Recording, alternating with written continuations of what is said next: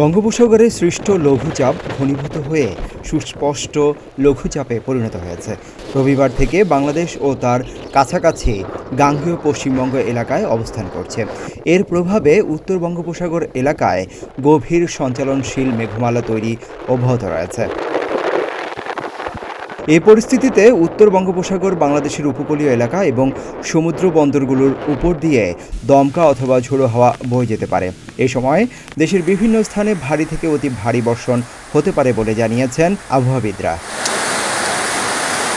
সংশ্লিষ্টরা বলছেন, সোমবার ঢাকাসহ 11 জেলার উপর দিয়ে সর্বোচ্চ 60 কিলোমিটার বেগে ঝড়সহ বজ্রবৃষ্টি হতে পারে।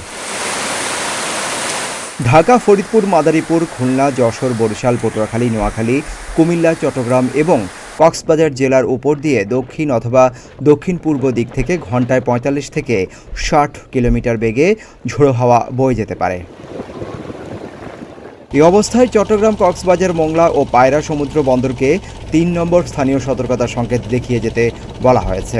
সেই সঙ্গে উত্তর বঙ্গোপসাগরে অবস্থানরত মাছ ধরার নৌকা ও ট্রলারগুলোকে পরবর্তী নির্দেশ না দেওয়া পর্যন্ত উপকূলের কাছাকাছি থেকে সাবধানে চলাচল করতে বলা হয়েছে।